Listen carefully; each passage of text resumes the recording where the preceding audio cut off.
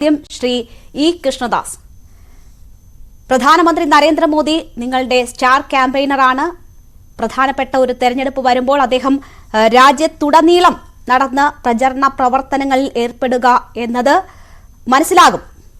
ഇന്ന് പാലക്കാട്ട് 39 degree Celsius ആയിരുന്നു ചൂട്. കേരളം പോലെ ഒരു സംസ്ഥാനത്ത് നിങ്ങൾ അക്കൗണ്ട് പോലും തുറന്നിട്ടില്ലാത്ത ഒരിടത്ത് പ്രധാനമന്ത്രിയെ ഇങ്ങനെ വെയിൽ കൊള്ളിക്കണമോ? എന്താണ് അദ്ദേഹത്തിന്റെ തുടർ വരവിന്റെ ലക്ഷ്യം? നോക്കൂ, ഭാരതീയ ജനതാ പാർട്ടിയെ സംബന്ധിച്ച് ദക്ഷിണേന്ത്യ എന്നുള്ളത് വളരെ പ്രധാനപ്പെട്ട സംസ്ഥാനങ്ങളാണ് എന്നുള്ളത് 100% കരുതുന്ന ഒരു പാർട്ടിയാണ്. നമുക്കറിയാം, ഇപ്പോൾ നമുക്ക് ഭാരതീയ ജനതാ പാർട്ടിക്ക് പ്രാതിനിധ്യമുള്ളത് കർണാടകയിൽ പ്രാതിനിധ്യമുണ്ട്, അതേപോലെ തന്നെ നമ്മുടെ പോണ്ടിച്ചേരിയിലുണ്ട്, തെലങ്കാനയിൽ ഉണ്ട്, അക്കൗണ്ട് തുറക്കാൻ സാധിക്കാത്ത കേരളം, അതേപോലെ തന്നെ MP-മാര് മുമ്പ് നമുക്ക് തമിഴ്നാട്ടിൽ കന്യാകുമാരിയിൽ നിന്നുണ്ടായിട്ടുണ്ട്, അതേപോലെ തന്നെ ആന്ധ്രാപ്രദേശ്. എന്നാൽ ഇത്തവണ 130 സീറ്റുകളിൽ ഏതാണ്ട് 84 സീറ്റുകൾ ദക്ഷിണേന്ത്യയിൽ തന്നെ ജയിക്കാൻ സാധിക്കുന്ന സീറ്റുകളിൽ നിന്ന് പാർട്ടി ഐഡന്റിഫൈ ചെയ്തിട്ടുണ്ട്. സ്വാഭാവികമായിട്ടും പാർട്ടി എടുത്തിട്ടുള്ള ഒരു സ്ട്രാറ്റജി എന്ന് പറയുന്നത് ദക്ഷിണേന്ത്യയിൽ കൂടുതൽ ഭാരതീയ ജനതാ പാർട്ടി വേര് ഉറപ്പിക്കണമെന്നും അതിനെ സംബന്ധിച്ച് സ്വാഭാവികമായിട്ടും വലിയ പഠനങ്ങളുടെയൊക്കെ അടിസ്ഥാനത്തിൽ 84 സീറ്റ് ഐഡന്റിഫൈ ചെയ്തിട്ടുണ്ട്. ആ 84 സീറ്റുകളിൽ പരമാവധി ഞങ്ങളുടെ സ്റ്റാർ ക്യാമ്പയിനറായ നരേന്ദ്രമോദിജിയെ കൊണ്ടുവരുന്നതിൽ അത് സ്വാഭാവികമാണ്. അസ്വാഭാവികമായിട്ട് യാതൊന്നും അതിലില്ല. കാരണം ഇന്ന് ഇന്ത്യ രാജ്യത്തെ മാത്രമല്ല, ലോകം മുഴുവൻ ആരാധിക്കുന്ന ഒരു നേതാവായിട്ട് നരേന്ദ്രമോദിജി മാറിയിരിക്കുന്നു. ജനങ്ങൾ ആകാംക്ഷയോടെ വെയിൽ കൊണ്ട് ഈ നിങ്ങൾ നേരത്തെ സൂചിപ്പിച്ച 39 ഡിഗ്രിയും 40 ഡിഗ്രിയും ചൂടിൽ ജനങ്ങൾ കാത്തു നിൽക്കാൻ തയ്യാറാണ്. അതിൽ ആർക്കാണ് വേദന എന്ന് എനിക്ക് കൃഷ്ണദാസ്, ജനങ്ങൾ കാത്തുനിന്നു. BJP പ്രവർത്തകരാണ്. പ്രധാനമന്ത്രിയെ പോലെ ഒരു സ്റ്റാർ ക്യാമ്പയിനർ എത്തുമ്പോൾ പ്രവർത്തകർ അവിടെ ഉണ്ടാകണമല്ലോ, ഊഷ്മള സ്വീകരണം ഒരുക്കണമല്ലോ. പ്രവർത്തകർ കാത്തുനിന്നു. കുട്ടികളടക്കമുള്ളവർ വെയിലുകൊണ്ട് അവശരായി, ചിലർ കുഴഞ്ഞു വീണു, വൃദ്ധർ ഉൾപ്പെടെയുള്ളവർ കുഴഞ്ഞു വീണു. അവിടെയാണ് ഞാൻ ചോദിച്ചത്, 73-കാരനായ പ്രധാനമന്ത്രിയെ ഇങ്ങനെ റോഡ് ഷോയിൽ 1 കിലോമീറ്റർ ദൂരമാണ് എങ്കിൽ പോലും ഏതാണ്ട് 3/4 മണിക്കൂർ എടുത്തു അദ്ദേഹം ആ ദൂരം കടന്നു പോകാൻ. വലിയ ആവേശമുണ്ടായിരുന്നു, പുഷ്പവൃഷ്ടി ഉണ്ടായിരുന്നു. പക്ഷെ അദ്ദേഹം വെയിൽ കൊണ്ടിട്ട് കാര്യമുണ്ടോ എന്നുള്ളതാണ് ചോദ്യം.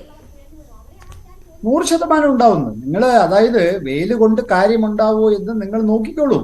ഞാൻ മനസ്സിലാക്കുന്നത് ഇന്നത്തെ ഈ പാലക്കാട് നടന്നിട്ടുള്ള ഈ ഷോവിന് ശേഷം വലിയൊരു വിഭാഗം മാർക്സിസ്റ്റ് പാർട്ടിയുടെ അണികൾ എന്ന് വിശ്വസിക്കുന്ന ആളുകൾ തന്നെ, അല്ലെങ്കിൽ മാർക്സിസ്റ്റ് പാർട്ടിയുടെ വ്യത്യസ്ത സംഘടനകളിൽ പെടുന്ന ആളുകൾ തന്നെ അദ്ദേഹത്തിന്റെ ഈ പറയുന്ന റോഡ് ഷോന്റെ ചില ക്ലിപ്പിങ്ങുകളാണ് അവർ സ്റ്റാറ്റസായി വെച്ചിരിക്കുന്നത്.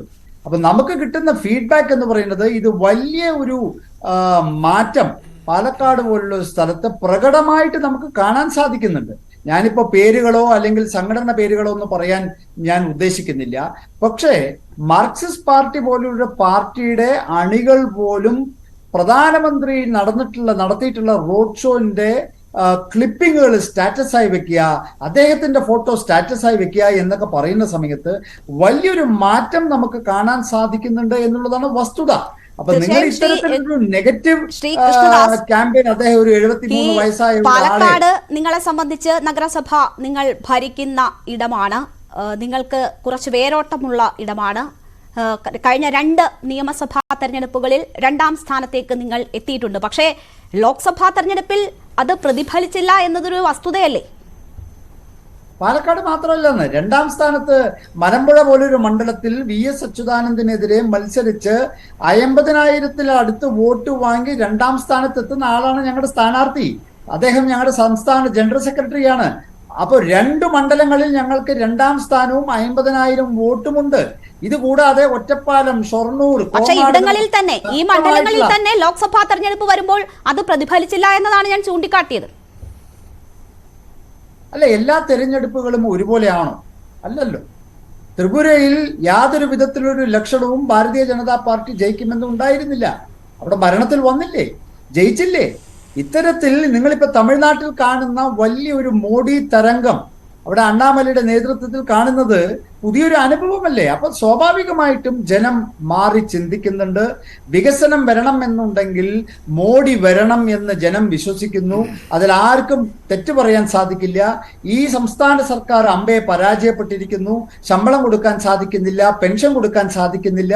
ഇതൊക്കെ ഒരു വശത്ത് നടക്കുമ്പോൾ തന്നെ കോളേജുകളിലെ റാഗിംഗ്, SFIയുടെ ആക്രമം, ഇത്തരത്തിൽ സമൂഹത്തിൽ വലിയൊരു വളരെ വേദനിപ്പിക്കുന്ന സംഭവങ്ങൾ നടക്കുമ്പോഴും മറുവശത്ത് വികസനത്തിന്റെ വലിയൊരു വേലിയേറ്റം BJPക്ക് നടത്താൻ സാധിക്കുന്നുണ്ട്. അതുതന്നെയാണ് ഞങ്ങളുടെ ആത്മവിശ്വാസം. ഭാരതീയ ജനതാ പാർട്ടി 3ാം വട്ടവും കേന്ദ്രത്തിൽ വരും എന്ന് ഞങ്ങൾ ഉറപ്പിച്ചു പറയുന്നത്. അതിന് കേരളത്തിന് വിഭിന്നമായിട്ട് ചിന്തിക്കാൻ സാധിക്കില്ല.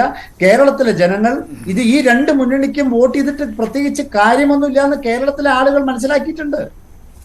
ശരി, അതാണ് BJPയുടെ ആത്മവിശ്വാസം. അതിനുവേണ്ടിയുള്ള പ്രയത്നമാണ് അവരുടെ ഭാഗത്തു നിന്നും ഉണ്ടാകുന്നത്. ദക്ഷിണേന്ത്യയെ സംബന്ധിച്ച് അവർക്കൊരു പുതിയ മിഷനുണ്ട്. അതനുസരിച്ച് അവർ മുന്നോട്ട് പോകുന്നു. പ്രധാനമന്ത്രി തന്നെ മുന്നിൽ നിന്ന് നയിക്കുന്നു. ശ്രീ ജിൻഡോ ജോൺ,